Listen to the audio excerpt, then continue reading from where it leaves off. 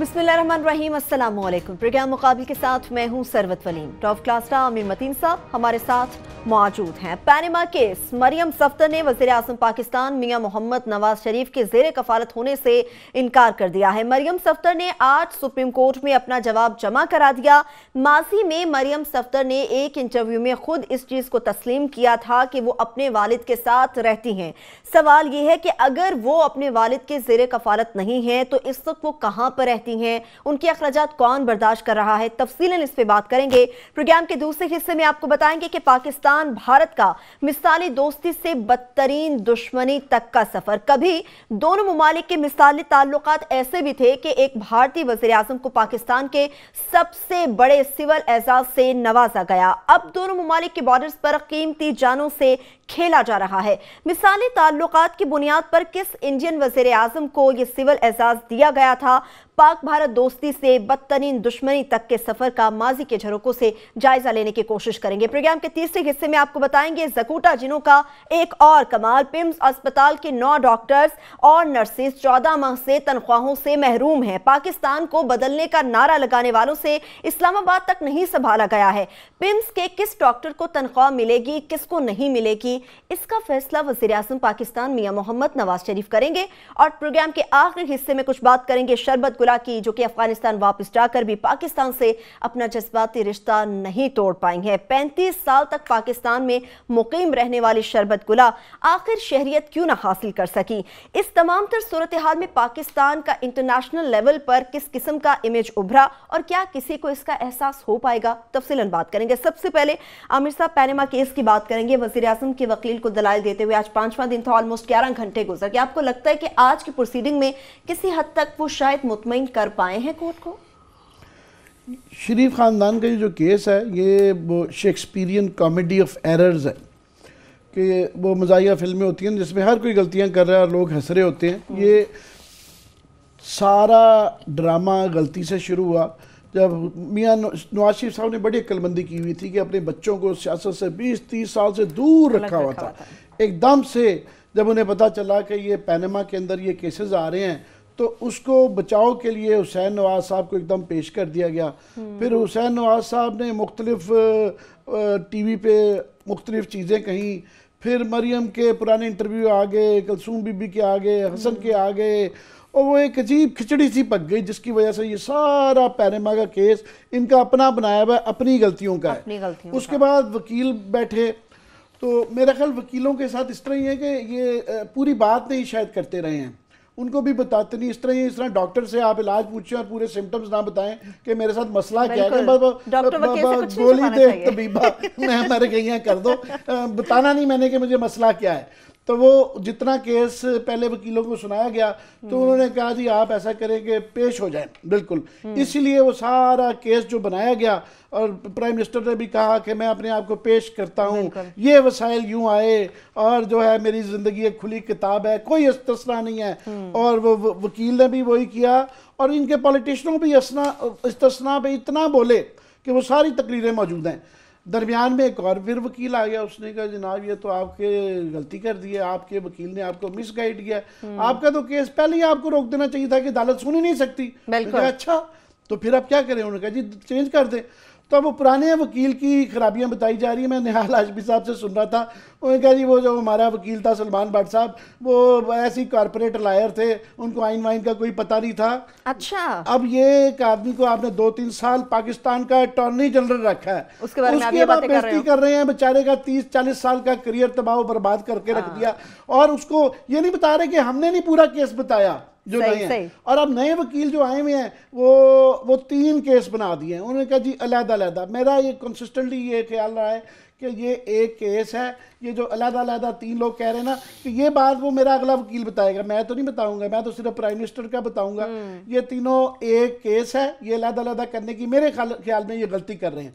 अब आज भी इस्तिस्ना एक मजाक बन के रह गया पूरे मुल्क के अंदर। जो है मैं समझता हूँ एक अदालत के अंदर केस चल रहा है, एक बाहर चल रहा है। पॉलिटिकली इतना सख्त इनको नुकसान हुआ है कि प्राइम मिनिस्टर छुपाना चाह रहा है, प्राइम मिनिस्टर बताना नहीं चाह रहा, वो सारा शोर मचा हुआ है अंदर अदालत के अंदर। वही अब 2 इसमें आम आदमी को समझाने के लिए استثناء سے متعلق جو ہے 2 آئین کی بڑی شکیں ہیں. ایک آرٹیکل 248 ہے جو بنیادی طور پہ پرائم منسٹر، صدر، گورنر، وزراء جو ہیں ان کو ایک امیونٹی دیتا ہے، مگر وہ امیونٹی صرف استثناء آفس کی ہے کہ وہ اپنے دفتری کام جو کر رہے ہیں اس کے لیے استثناء، ذاتی زندگی کے لیے نہیں ہے. تو پہلے وکیل صاحب نے ہلکا سے لگا کہ شاید 248 کے تحت مانگ رہے ہیں، تو وہ انہوں نے بعد میں پھر کلیریفائی کرنے کہ ہم 248 کے تحت نہیں مانگ رہے، ہم 66 آرٹیکل کے متعلق مانگ رہے ہیں. 66 کا کل بھی میں نے بتایا تھا کہ 66 کے اندر جو ہے وہ آپ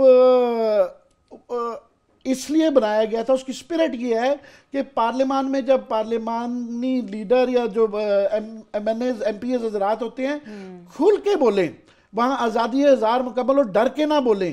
یہ نہیں ہے کہ وہاں پہ جھوٹ بولیں، اور جھوٹ کو دنیا کی کسی عدالت میں کوئی استثناء نہیں ہے. یہ وہی کیس ہے جو ہم نیب چیف کے خلاف قمرالزمان چودھری کے کرتے رہے ہیں کہ وہ ایک جھوٹی ایفیڈیوٹ دیتے رہے ہیں اور اس کو ڈیفینڈ کرتے رہے ہیں.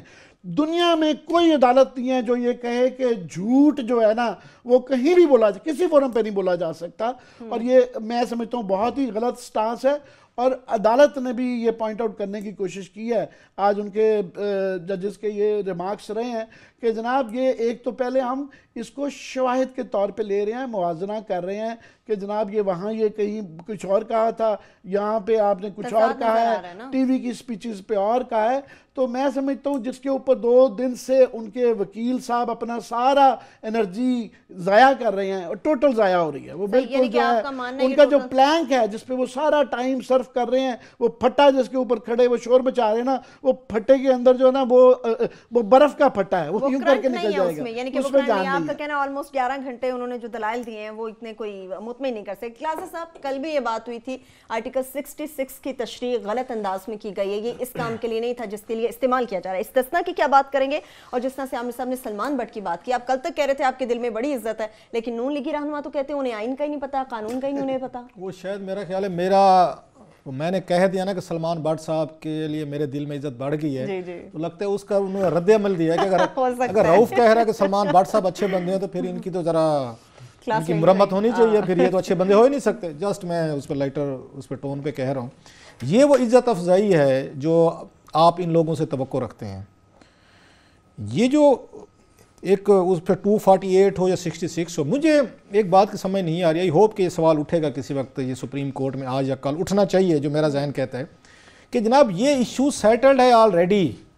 یوسف رضا گیلانی کیس میں جب ان کو ڈسکوالیفائی کیا گیا تھا، 248 ہو، 66 ہو، آرٹیکل 19 ہو، یہ سیٹل ہو چکے ہیں کہ وزیر اعظم ہو، صدر ہو، وزیر ہو، امیونٹی نہیں ہے.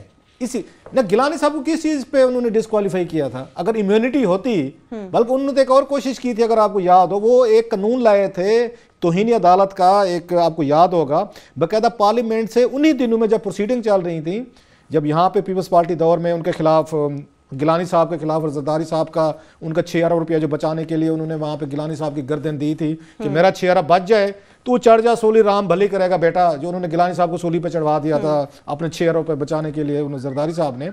یہ ایک توہین عدالت کا لا لے کے آئے تھے جس میں انہوں نے وہ دے دی تھی، ایگزمپشن دے دی تھی کہ یہ وزیر اعظم پاکستان پہ توہین عدالت بھی نہیں لگے گی، وزیروں پہ بھی نہیں لگے گی. افتخار چودھری صاحب نے اس کو فوراً اس کا نوٹس لے کے ود ان 1-2 days اس کو سٹرائک ڈاؤن کر دیا تھا. یہ ہماری ہسٹری آپ کہیں گے تو کل میں نکال کے لے آؤں گا پورے کا پورا.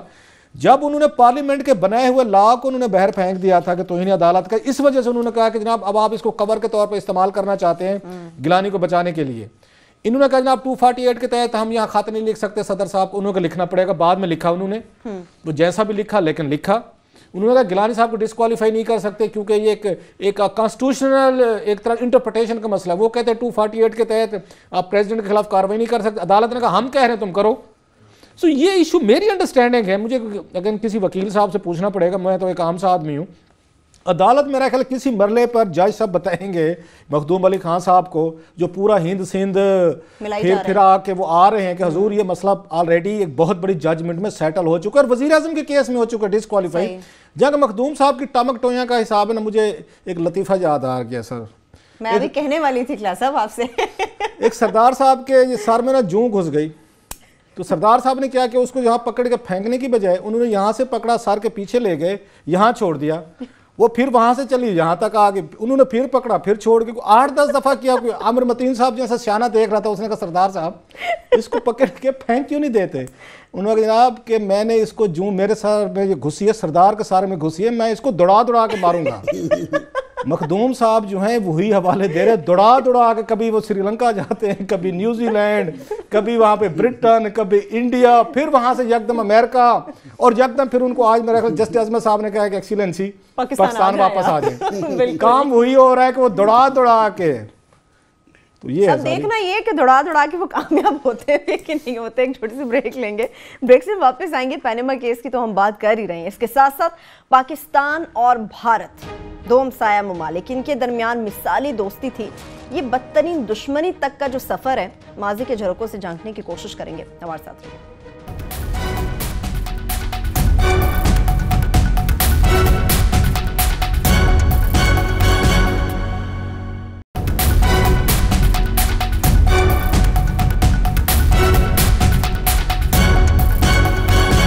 بریک کے بعد ایک بار پھر سے پروگرام میں ہم آپ کو خوش آمدید کہیں گے. پینما کیس کی بات کرتے ہیں. عامر صاحب, آپ نے ابھی اپنے بات کے آغاز میں متضاد بیانات کی بات کی تھی, وہ سلسلہ رکا تو نہیں جاری ہے؟ کیونکہ 2011 میں مریم کہتی ہیں کہ وہ اپنے والد کے ساتھ رہتی ہیں, آج جواب جمع کرایا کہ میں ان کے زیر کفالت نہیں ہوں.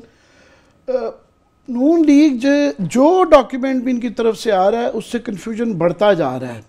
ابھی مریم بی بی کا جو آج جمع کرائی گئی ہیں دستاویزات, اس میں ایک بڑے مزدار ایشوز ہیں. ایک تو یہ کہ وہ اپنے بیان میں کہتی رہی, ان کا فیمس جو ٹی وی پہ بیان چلتا ہے کہ میرا تو کوئی گھر ہی نہیں ہے, میں تو اپنے والد صاحب کے گھر پہ رہتی ہوں, میرا دنیا میں کہیں کوئی گھر نہیں ہے. تو اب پتہ چلا ہے وہ والد صاحب کا گھر نہیں ہے, وہ دادی کا گھر ہے. ویسے سنا دیں اگر کوئی کلپ آپ کے پاس ہے تو.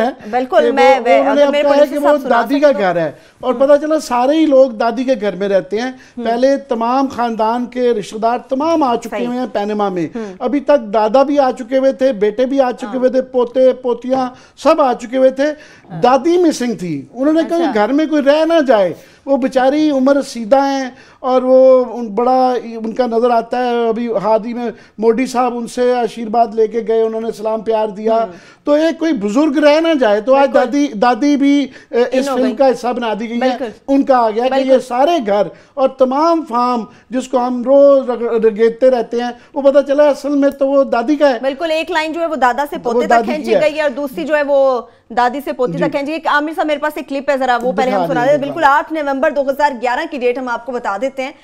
مریم صاحبہ نے ایک نجی ٹی وی میں انٹرویو دیا تھا, اور اس انٹرویو میں انہوں نے کیا کہا تھا اپنی کفالت زیر کفالت ہونے یا نہ ہونے کے بارے میں, وہ پہلے آپ سن لیجیے. مجھے بہت افسوس ہوا یہ چیز دیکھ کے. وہ کہتے ہیں کہ میری 5 پراپرٹیز ہیں یا 6 پراپرٹیز ہیں سینٹرل لندن میں.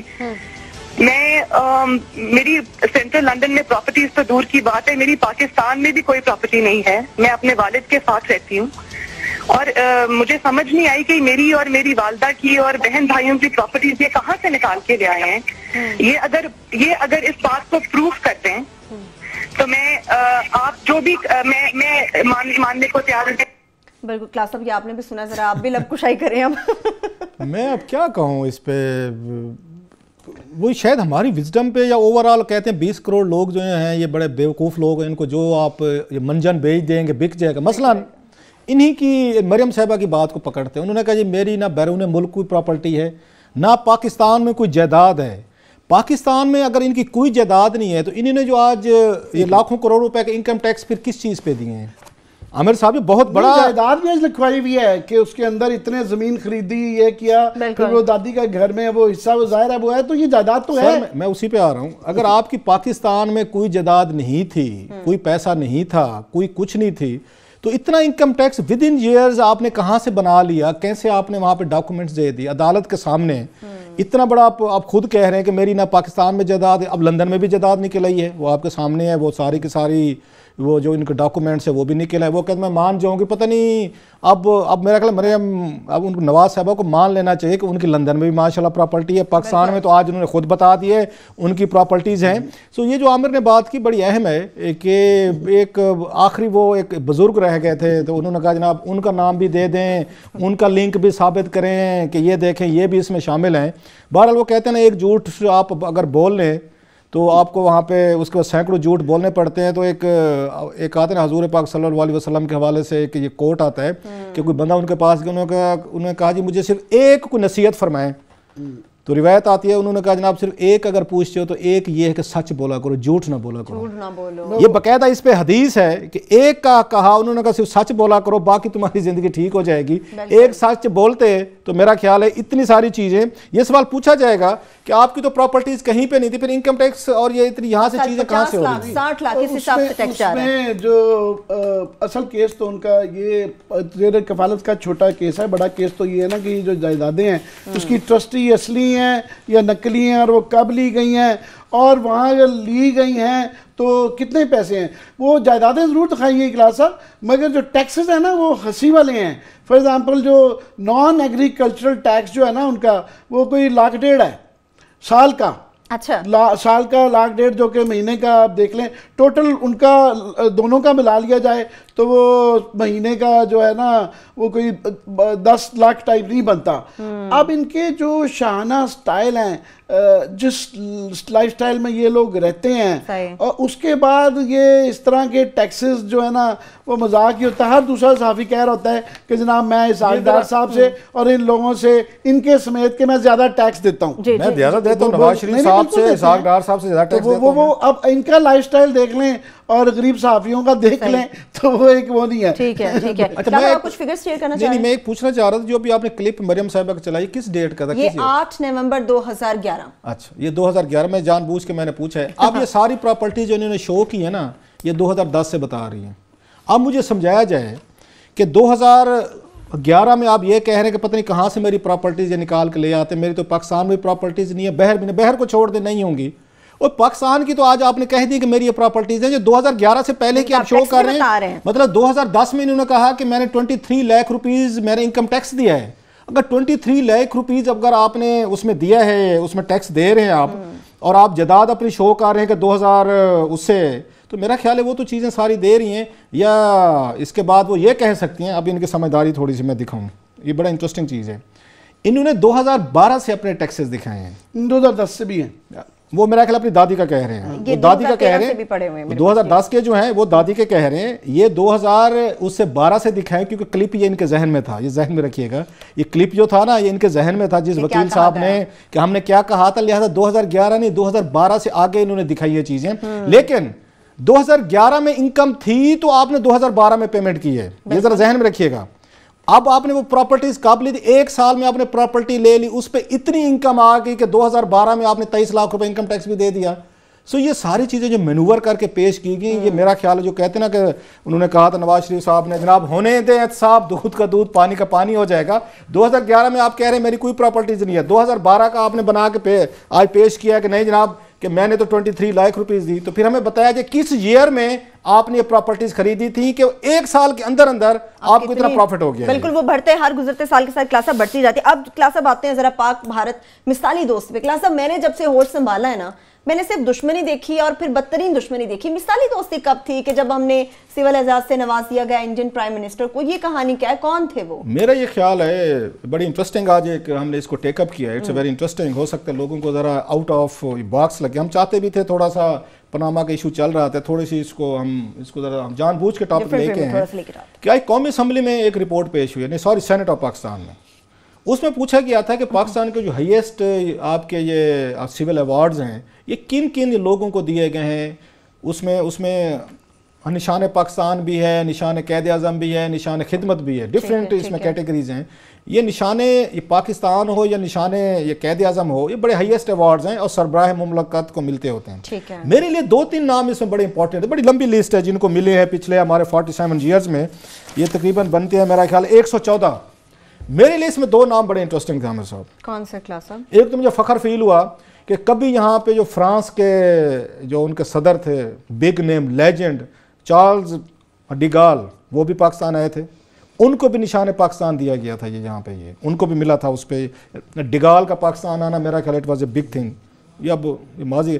ایک اور جو بڑی چیز اہم تھی وہ انڈیا کے پرائم منسٹر جو مرارجی دیسائی صاحب ہیں, ان کو بھی دیا گیا تھا. اور اس کی وہ بڑی انٹرسٹنگ ہے, وہ ہے نشان پاکستان ان کو دیا گیا. مرارجی دیسائی صاحب کو, اور اس کی جو انہوں نے آگے ریزننگ دی کہ ہم کیوں دے رہے ہیں ان کو, وہ ہے سروسز ٹو پاکستان.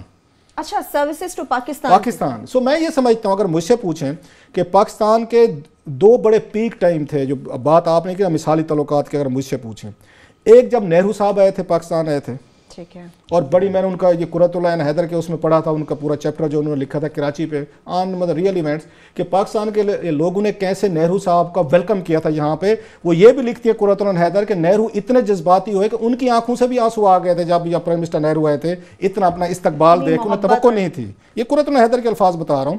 میں نے ایک بک پڑھی تھی, ہمارے دوست ہیں مغل صاحب ہیں, طاہر مغل صاحب, ان کی کتاب ہے, آئی ہوپ اگر کسی کو اعتراض ہو تو ویریفائی کرے. وہ اپنی کتاب میں لکھتے ہیں کہ جس دن نہرو صاحب کی ان کی ڈیتھ ہوئی تھی وہاں پہ انڈیا میں, پاکستان میں اس دن سکولوں کی چھٹی کر دی گئی تھی.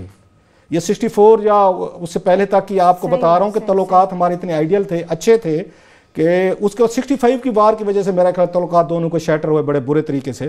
دوسرا میں سمجھتا ہوں پیک جو تھی یہ ان کا, یہ حکومت پاکستان کا ایک بڑا اچھا اور بولڈ سٹیپ لینا کہ مرارجی دیسائی صاحب کو ان کی سروسز فار پیس, میں ان کا بھی بایو ڈاٹا عامر صاحب کو خیر ان کے بارے میں زیادہ پتہ ہے, تو اس میں یہ تھا کہ پاکستان انڈیا پیس انیشیٹو کے حوالے سے مرارجی دیسائی صاحب جو ہیں ان کا بڑا رول رہا ہے. انہوں نے بڑا دونوں ملکوں کو قریب لانے کے لیے بڑی ایفرٹس کی ہیں, بڑا ان کا کام لیا. میرے نزدیک یہ دو بڑے پیک ٹائم تھے, نہرو صاحب کا پاکستان آنا اور اتنا ان کا اچھا استقبال ہونا کہ قرۃ العین حیدر لکھتی ہیں کہ وہ جذباتی آدمی تھے, وہ بھی رونے لگ گئے.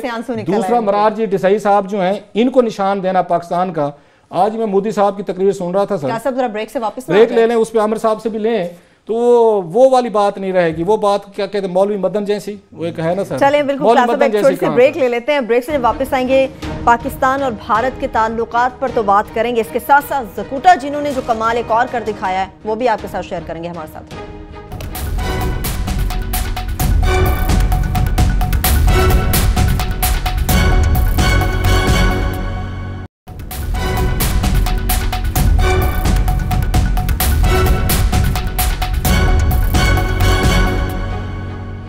بریک کے بعد ایک بار پھر سے پروگرام میں ہم آپ کو خوش آمدید کریں گے. عامر صاحب, پاکستان اور بھارت کے مثالی دوستی پر بات ہو رہی تھی. جی مثالی تو خیر کوئی ایسی نہیں ہے, غیر مثالی آپ کہہ سکتے ہیں پر یہ جو نشان پاکستان کی لسٹ ہے, میرے لیے 2-3 اور نام بھی انٹرسٹنگ تھے. ایک تو کوئین الزبتھ کو, پھر آئزن ہاور کو جب وہ یہاں پہ آئے امریکن پریزیڈنٹ جو ہے نکسن کو پھر ملی, اس کے بعد مارشل ٹیٹو کو جو کہ ڈکٹیٹر تھے, ہر کوئی اپنی پسند کا ڈکٹیٹرز نے جو ہے ضیاء الحق کے زمانے میں شاید جو ہے نا وہ ایک ڈکٹیٹر کو دیا. سب سے انٹرسٹنگ اس کے اندر ہے کہ میاں نواز شریف صاحب نے 1999 میں یہ جو قطری شہزادے جن کا لیٹر آیا ہے, اس وقت یہ پرائم منسٹر کے قطر کے تھے, حماد بن ثانی جو ہیں, ان کو دیا تھا. مطلب انویسٹمنٹ اس وقت یہ پرانا سلسلہ چل رہا ہے جو ہے نا وہ اس زمانے کا. تو یہ سب سے امپورٹنٹ ہے کہ پاکستان کے لیے خدمات, وہ پاکستان کے لیے خدمات مجھے نہیں سمجھ آتی کہ قطر کی کیا تھی اس زمانے میں. اس کی وجہ سے پھر ناراضگی ہوئی تھی کہ سعودی عربیہ اور عمان, پھر سلطان قابوس کو بھی دینا پڑا, کنگ عبداللہ کو بھی دینا پڑا, کہ ہمارے وہ بڑے دوست تھے, انہوں نے کہا جناب یہ قطر چھوٹا سا ملک ہے, ان کو کیا دے دیا. وہ ذاتی تعلقات تھے, اس کی وجہ سے وہ انٹرسٹنگ ہے. باقی مرارجی دیسائی کا ظاہر ہے وہ پیسنک تھے, اور جو ہے ان کی پاکستان انڈیا کی کوشش انہوں نے کی تھی. اندرا گاندھی کے بعد فوراً آئے تھے ایمرجنسی پہ جب وہ ہٹائی گئیں, تو وہ ایک اندرا گاندھی کا ایک بہت نفرت والا ایک رویہ تھا. اس کے بعد وہ ایک خوشگوار تبدیلی تھی.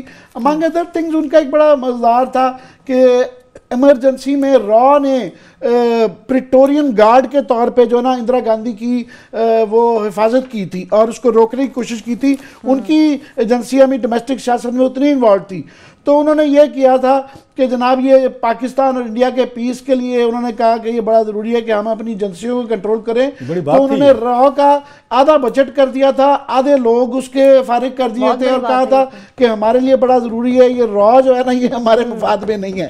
تو یہ بھی ایک ان کا ایک ریزن تھا. ٹھیک ہے, کلاس آگے بڑھیں گے, لیکن آپ نے کچھ کریکشنز ابھی میرے پاس 1-2 اور چیزیں ہیں. میں یہ سمجھتا ہوں, ایک تو پہلے میں یہ بتا دوں, جو میں نے بات کی تھی نا کہ نہرو صاحب کی جب ان کی ڈیتھ ہوئی تھی انڈیا میں, تو پاکستان میں اسکولوں میں اس دن کالجز میں یونیورسٹیز میں چھٹی کی گئی تھی. میں نے کتاب میں پڑھا تھا, طاہر مغل صاحب جو ہمارے ہیں.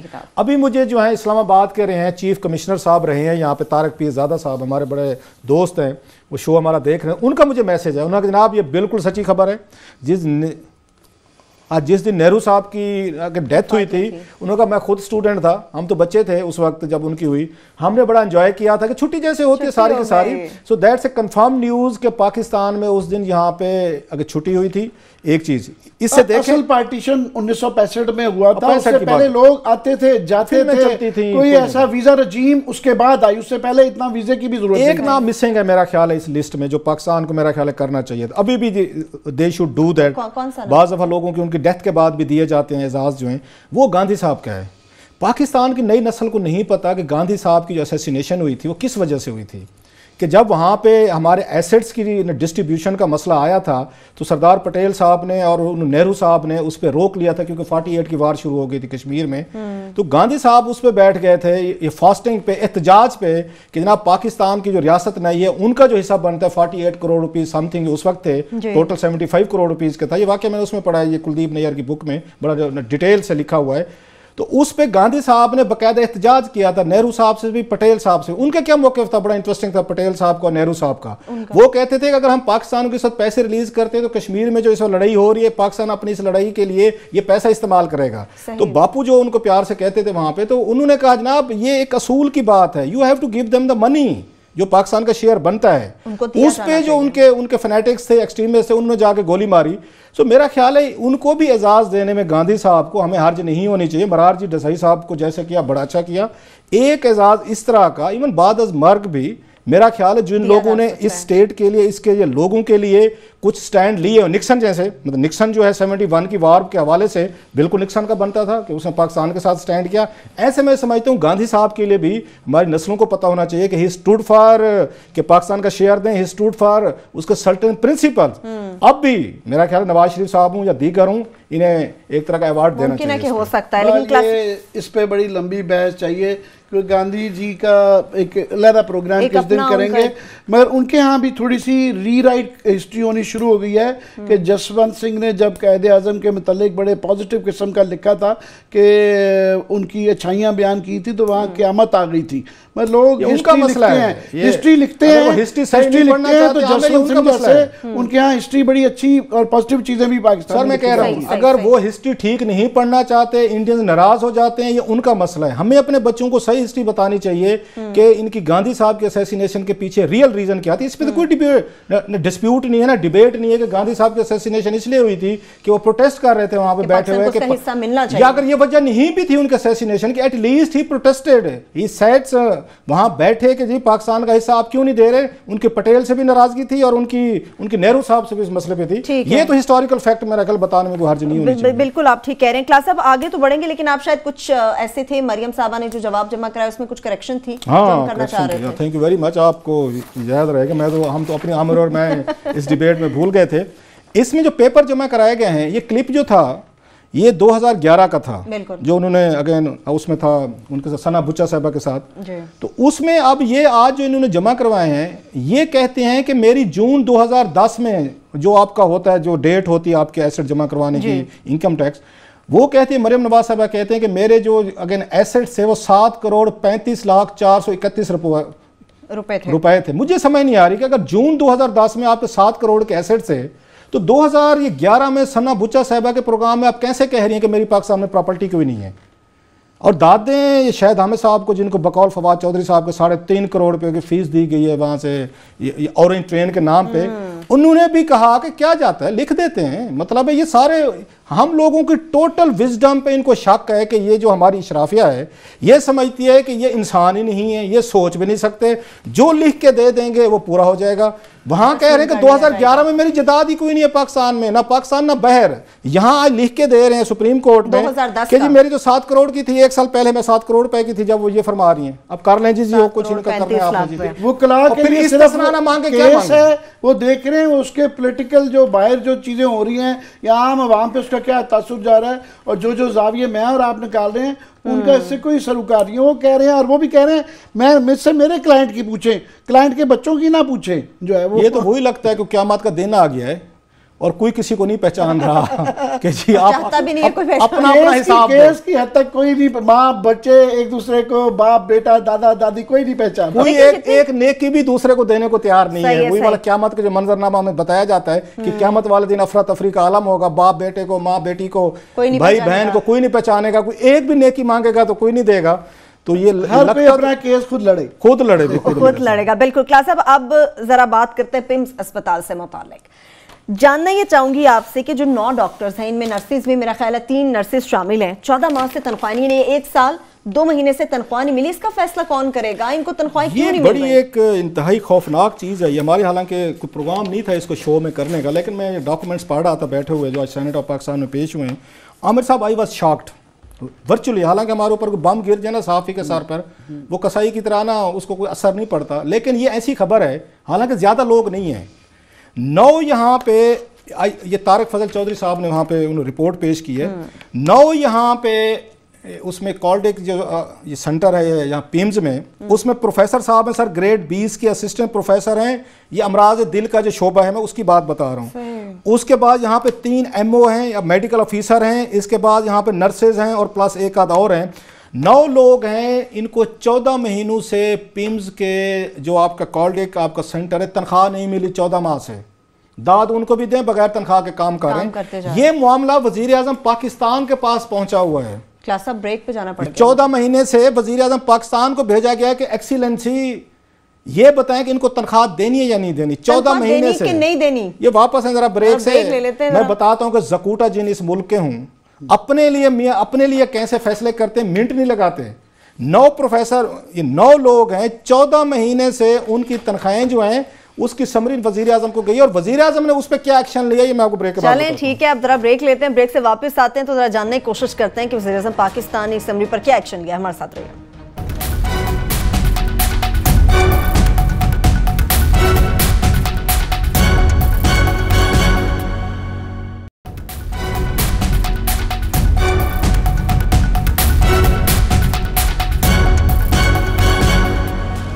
بریک کے بعد ایک بار پھر سے پروگرام میں ہم آپ کو خوش آمدید کریں گے. کلاس صاحب یہ سمری وزیر اعظم پاکستان کو بھیجی گئی ہے، اس پر فیصلہ کیا ہوا ہے؟ یہ دیکھ رہا ہوں کہ پاورز کیسے کنسنٹریٹ کرتی ہیں تو آپ کے یہاں پہ مسائل ہونا شروع ہو جاتے. پیمز اسلام آباد کا سو کارڈ بڑا ویسے تو گندگی سے بھرا ہوا پورا کا پورا ہے. وہ ہمارے اب اس پہ کیا کہوں، وہ بات اور سائڈ پہ چلی جائے گی، پھر بات کر لیں گے کہ پیمز میں 9 جو آپ کے پروفیسر سمیت 14 مہینے سے نہیں ہے. ریزن کیا ہے جی کہ یہ ریگولر نہیں ہو رہے. جب تک ریگولائزیشن نہیں ہوگی تو ان کو تنخواہیں نہیں ملیں گی. سنتے ہیں ذرا. اور اس کے لیے یہ کیس چلا تھا عامر صاحب، یہ 14/1/2016 ٹھیک 1 سال پہلے یہ کیس چلا ریگولائزیشن کے لیے. وزیر اعظم صاحب کو بھیجا گیا تو وزیر اعظم صاحب بہت مصروف ہوتے ہیں، لندن آنے جانے کے دورے آپ کو پتہ ہے پوری دنیا، وہ بھی ابن بطوطہ کی طرح پوری دنیا پھرتے ہیں وہ بھی. میاں صاحب کے پاس ٹائم نہیں تھا. میاں صاحب نے ایک اور کام کیا. 9 لوگوں کی تنخواہ کا مسئلہ ذرا سنتے ہیں. اس ملک کی بیوروکریسی، یہ جو ڈیڈ ووڈز ہم نے پالے ہوئے ہیں یہاں پہ سفید نیلے پیلے ہاتھی، میاں صاحب نے اس پہ سیکریٹری اسٹیبلشمنٹ کی انہوں نے قیادت میں کمیٹی بنا دی. 9 لوگوں کو تنخواہ دینی ہے، کمیٹی بن گئی ہے اس پہ.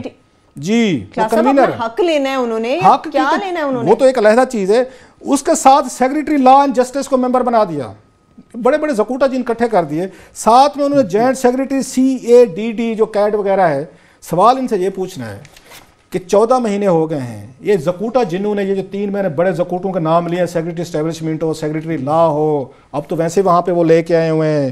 ایک 70 سالہ بزرگ لے آئے تھے وہاں سے، وہ قومی اسمبلی سے، جنہوں نے بڑی اس پہ ریٹائرمنٹ کے بعد ان کو دیا، ڈاکٹر کرامت نیازی صاحب. ان سے یہ پوچھنا چاہیے کہ 9 مہینے میں نہیں 14 مہینوں میں آپ سے فیصلہ نہیں ہو سکا کہ پیمز کے ہم نے 9 لوگوں کو ہم نے تنخواہ دینی یا نہیں دینی.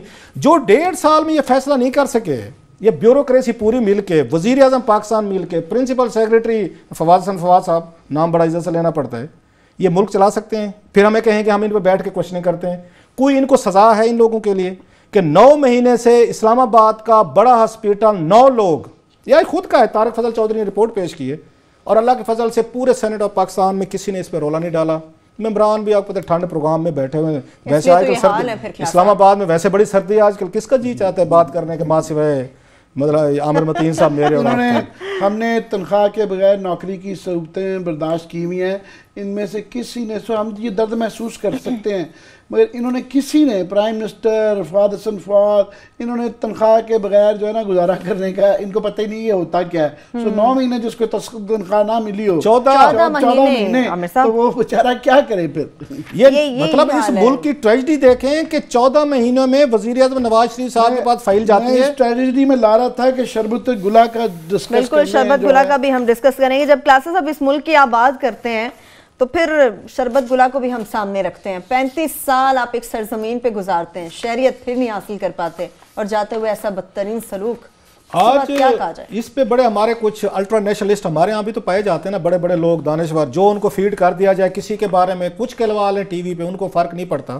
بہت ساروں نے کہا تھا جناب شربت گلا یہاں سے جا رہی ہے, عراق کی ایجنٹ ہے اور افغانستان کی ایجنٹ ہے, یہ ٹی وی پہ کہا گیا تھا. بالکل, جو مظلوم عورت تھی کہ 35 سال اس ملک میں رہی ہے, جس کے ہسبینڈ کی ڈیتھ ہوئی, اسے ہیپاٹائٹس سی سے ہوئی, اس کی بیٹی کی ڈیتھ ہوئی یہاں پہ, اس کے دیور کی ڈیتھ ہوئی, اس کے بچے یہاں پہ دفن ہیں, اور وہ یہاں پہ رہی, جو کچھ کیا اس کے بارے میں ہم نے کہا کہ جب ایشو ریز کیا, چودھری نثار علی خان نے آ کے انہوں نے انٹرونشن کی, کریڈٹ ان کو ملتا ہے, میجر عامر نے کی, ایون سلیم صافی نے کی, عقیل یوسف زئی ہیں وہاں پہ ہمارے پشاور کے صحافی, انہوں نے کوشش کی. کچھ لوگوں نے کوشش کی تو اس کے کاؤنٹر اگینسٹ کیا ہمیں جواب ملے کہ یہ افغانستان کی ایجنٹ تھی یہاں پہ, وہ وہاں پہ بیٹھ کے پتہ نہیں کون سے ایسے منصوبے تھے جو وہ بیٹھی تھی شربت گلا اکٹھے کر کے افغانستان بنا رہی تھی, ایٹم بم کے فارمولے اس کے پاس ہے شربت گلا کے پاس. پتہ ہمیں شرم بھی نہیں آتی کہ ہم کس طرح کے الزامات کی ان بیچاری مظلوم عورتوں پہ لگاتے ہیں, یہ دیکھے بغیر کہ اس کی مظلومیت کی کیا کہانی ہے. اب اس نے انٹرویو دیا ہے, جو ہمیں کہتے تھے یہ وہاں پہ جائے گی اور پاکستان کے خلاف بڑا زہر اگلے جی, آج اس نے زہر, اس نے کہا میں 35 سال وہاں پہ رہی ہوں. آج اس نے جو انٹرویو دیا بی بی سی پہ, میں نے وہاں سے ہم نے پک کیا ہے, اس پہ اس نے کہا بڑی خوبصورت رپورٹ تھی, بندے کی آنکھوں میں آنسو آ جاتے ہیں اگر آپ کے دل میں تھوڑا سا بھی کسی کے لیے درد ہو. اس کی کہانی پڑھ کے جو ہم یہاں پہ بیٹھ کے کہہ رہے تھے کہ یہ یہاں پہ اس کے پاس وہی عامر والی بات کہوں تھا کہ یا باقیوں کے کوئی ایسے کچھ چیزیں تھیں جو بربادی آ جائے گی. اس نے کہا جناب کہ میرے بچوں کی وہاں پہ قبریں ہیں, میرے ہسبینڈ کی وہاں قبریں ہیں, میرے ساتھ بڑا اچھا سلوک وہاں پہ کیا, ہمسائیوں نے کیا, دیگر نے کیا, میں مس کرتے. 35 سال رہنا ایک پوری ایج ہے, وہ 12 سال 9 سال کی تھی جب پاکستان آئی تھی, بالکل 9 سال. تو اس میں اس نے کہا کہ مجھے یہ ضرور کہا کہ جو میرے ساتھ آخری دنوں میں سلوک ہوا, وہ جو ہیپاٹائٹس کی مریض ہے اس کو آپ نے اٹھا کے 15 دن کے لیے جیل میں ڈال دیا. وہ یہ کہتی ہے جی میرے اوپر الزام تھا کہ میں نے جیلی کارڈ بنوایا. اس نے کہا میں کیا کرتی, میں نے اپنے بچوں کو اسکول داخل کروانا تھا, اس کے بغیر نہیں ہو سکتے تھے, میں نے اپنا مکان بیچ کے گئی. میری ایک ریکویسٹ ماننے کی تو نہیں, ہم آئیڈیلسٹ لوگ ہیں سر, ہمیں سب کہے بغیر نہیں رہ سکتے. ابھی بھی شربت گلا کو اس نے کہا میرے بچوں کی وہاں پہ یہ قبریں ہیں, میرے ہسبینڈ کی قبریں ہیں, ان کو آنریڈی آپ ابھی بھی آفر کریں, ان کو شہریت دیں, ان کو آنے جانے میں اپنے ہسبینڈ کی قبر پہ, اپنی بیٹیوں کی قبروں پہ آئیں, اپنے ہمسایوں سے ملیں, اور جو گھر جس میں وہ رہتی رہی ہے اس کو سیکیور رکھیں جس کو وہ بیچ کے گئی ہے. ہم کیونکہ آئیڈیلسٹ ایک دنیا کے رہنے والے لوگ ہیں, میں تو یہی, اب مجھے نہیں پتا عامر صاحب اس پہ کیا کہتے ہیں, ایسے فگر جو ہوتے ہیں یہ آپ کے لیے عزت لاتے ہیں, ریسپیکٹ لاتے ہیں دنیا میں, ان کو ایسے دھکے دے کے نہیں نکالا جاتا. جانتے ہوئے ہم نے دیکھ لیا عامر صاحب, اس کا یہ بھی کہنا تھا کہ میں انہی کیس واپس جا رہی تھی, اسی لیے شناختی کارڈ بنوایا تھا, میں رک نہیں رہی تھی یہاں پہ, اور مجھے آخر میں جو میرے ساتھ سلوک ہوا اس کی بہت تکلیف ہے, دل ٹوٹا اس کا. اصل میں شربت گلا عکاسی کرتی ہیں یہ تمام جو ایشو ہے نا افغان مہاجرین کے واپس جانے کا, یہ اس کی نمائندگی کرتی ہیں. وہ یہ کہ آپ نے 35 سال ان کو رکھا, وہ یہاں رہے, ان کے 35 سال جس طرح ایک جنریشن ہوتی ہے, وہ بچے جوان ہو گئے ہیں یہیں پہ پڑھ لکھ کے, آخر میں برے طریقے سے آپ اس کو نکال کے پھر کیا ایکسپیکٹ کرتے ہیں کہ وہ جو برے طریقے سے جائیں گے وہ پاکستان کے امبیسڈرز کیسے بنیں گے, وہ کیسے پاکستان, بہرحال ہمسائے نہیں بدل سکتے آپ کہتے ہیں, تو وہ افغانستان نے بہرحال ہمارا ہمسایہ رہنا ہے, وہ ساری عمر وہ نفرتیں پالیں گے. میں کل ہی ایک فگرز دیکھ رہا تھا کہ انڈیا میں سب سے زیادہ تو نیپال کے اسٹوڈنٹس ہیں, ظاہر ہے وہ ساتھ ان کا بارڈر لگتا ہے, اس کے بعد سب سے زیادہ 3000 کے قریب جو اسکالرشپس ہیں سب سے زیادہ نیپال کے بعد وہ افغانستان کی ہیں. وہ بارڈر نہ ہونے کے باوجود جو ہیں وہ اس پہ انویسٹ کر رہے ہیں کہ وہاں پہ پڑھی لکھی یوتھ جائے گی تو یہ ہمارے متعلق اچھے خیالات رکھے گی. اور ہم جو 35 سال سے ان کو رکھا ہوا ہے, مہمان نوازی کر رہے ہیں, محبت پیار لوگوں کے ہیں, اور اس طریقے سے بری طریقے سے جو نکالا جا رہا ہے, یہ میں کمال ان اسٹریٹجسٹ کا زکوٹا جن کو یہ کہتے ہیں, اور وہ سیاستدانوں کا بھی, خدا کے لیے ٹھیک ہے اگر آپ نے اس پہ بحث ہے کہ ان کو جانا ہے تو اس میں کوئی حرج نہیں ہے کہ اب شکر ہے کہ 1 سال کا دیا ہے اور اچھا طریقے سے سلوک کریں. اس سال میں کم از کم ہارٹس اینڈ مائنڈز ان کے دلوں کے اندر جو کوئی اس طرح کی قدورتیں آ گئی ہیں اس کو خدا کے لیے دور کریں. اور کوئی حرج نہیں ہے جہاں 35 سال رہے 1-2 سال بھی ہو جائے برے اس سے نہ جائیں, ان پہ انویسٹ کریں. اور یہ شربت گلہ کا بیان میں سمجھتا ہوں اس کی عکاسی کرتا ہے کہ وہ بیچاری اس نے کہا میں اپنے ہمسایوں کو مس کرتی ہوں. بڑے یہ غلط بات ہے, حالانکہ افغانستان میں بہت پروپیگنڈا کیا گیا, آفیشیل پروپیگنڈا بھی ہوا کہ جی وہ بہت, اس کے بعد اس نے کہا نہیں میرے ساتھ بہت اچھا سلوک ہوا, مجھے اپنے ہمسائے یاد آتے ہیں, انہوں نے بڑا اچھا سلوک کیا, لوگ یاد آتے ہیں, بڑا بھلا کیا. لیکن یہ ایک جذباتی رشتہ کلاسر جو کبھی ٹوٹ نہیں سکتا, لیکن جو ہم نے کیا عالمی سطح پر ہمارا پاکستان کا امیج کیا گیا, ان چیزوں کے امیج کی ہمیں فکر ہوتی تو اس ملک سے طالبان نکل آتے ہیں, اس میں اسامہ بن لادن صاحب نکل جاتے ہیں. کس امیج کو ہم لوگوں نے ایک موقع ملے تھا ہم امیج بہتر کرتے, اس میں سے آدھے سے ہم میں سے زیادہ نے کہا یہ ایجنٹ ہے. ابھی بھی جو بات عامر کہہ رہے ہیں اس انٹرویو کے بعد بھی سٹل ہم تو پہلے دن سے کہہ رہے تھے شربت گلہ کے جو باقی بچے ہیں ان کو پڑھنے کے لیے اسکالرشپ آفر کریں. اچھا آلریڈی پاکستان کا اور ان کا آپس میں معاہدے ہیں اور بہت سارے افغان سٹوڈنٹ جو ہیں پاکستان میں یونیورسٹی میں پڑھتے ہیں. بالکل ایسا ہے, بتاؤں that's a good thing. Pakistan میں وہاں پہ بہت سارے پروجیکٹس بھی شروع کیے, ان کو آدھا چھوڑا. ہم کوئی وہاں پہ جو پیسے دیتے وقت ہماری بیورو اس پہ آڈٹ پیرے بن گئے تھے خاصے, بڑا عرصہ یہاں پہ پیسے رکے رہے. انڈیا نے کیا کیا, انہوں نے پارلیمنٹ بنا کے دی ہے. ہم نے کچھ ہاسپیٹل بنائے, کوئی وہاں پہ ہم نے قائد اعظم کے ہم نے وہاں پہ چیئرز بنائی, کچھ علامہ اقبال کی ہیں, کچھ دیگر ہیں, نشتر صاحب, ہم نے بھی کام کرنے کی کوشش کی. لیکن درمیان میں ہماری بیوروکریسی نے پیسے روک لیے جب ڈالر کے ریٹ کا اس میں آیا اور وہ سارے کے سارے کھنڈر بننا شروع ہو گئے تھے.